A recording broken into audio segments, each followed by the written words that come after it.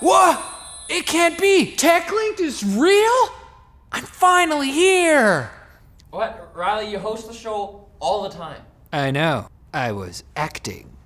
AMD's Radeon VII is just a baby GPU, having only been announced at CES last week, but nasty rumors about it are still flying all over the place. It's been speculated that the new chip will be in very limited supply at first, according to Tweakdown, who might be tweaking on something, so I don't know. Tweakdown?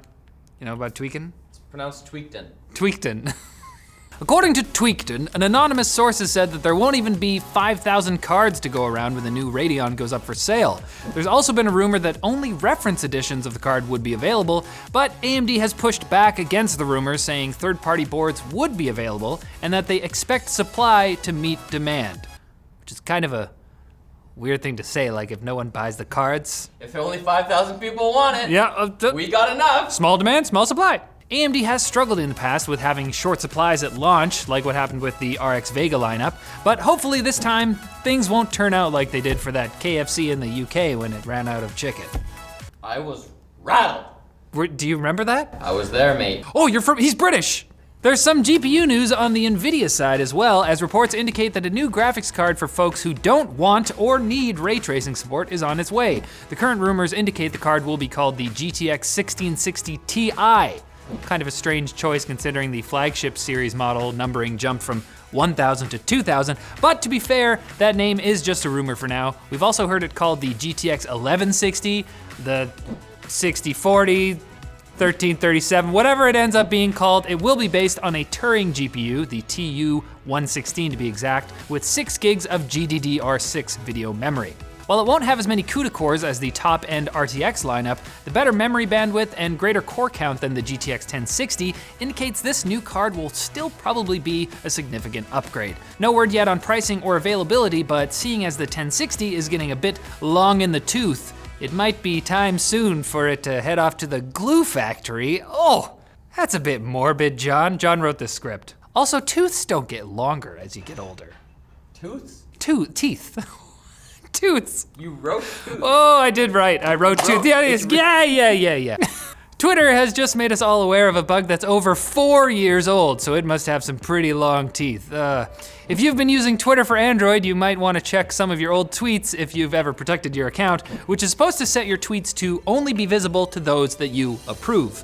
A software issue caused users who changed certain settings on the mobile app, such as their email address, to have their privacy settings reverted back to public without warning, meaning their private tweets weren't private anymore.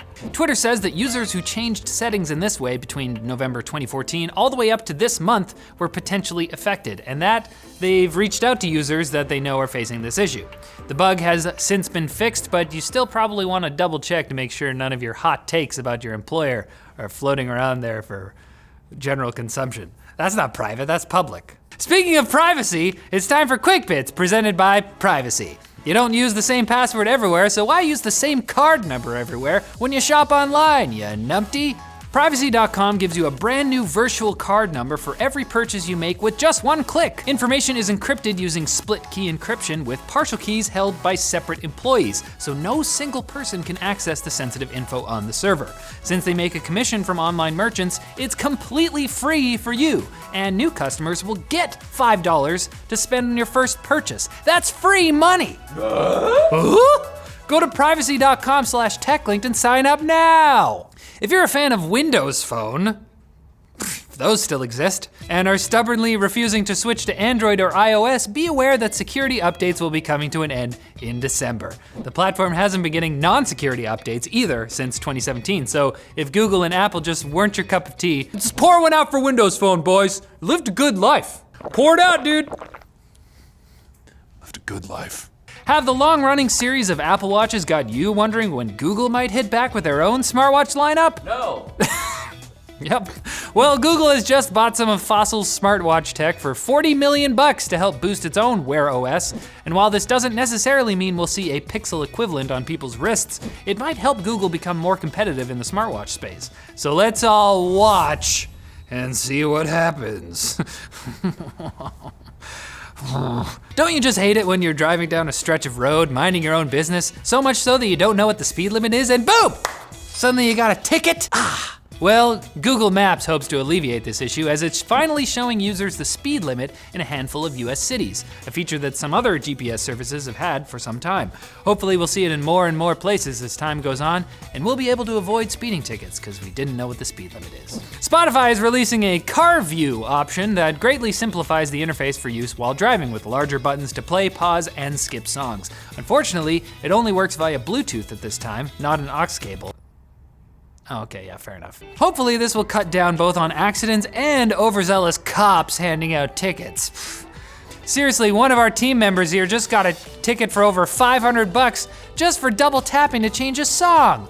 Are the royal coffers really that bare? For the record, it wasn't me.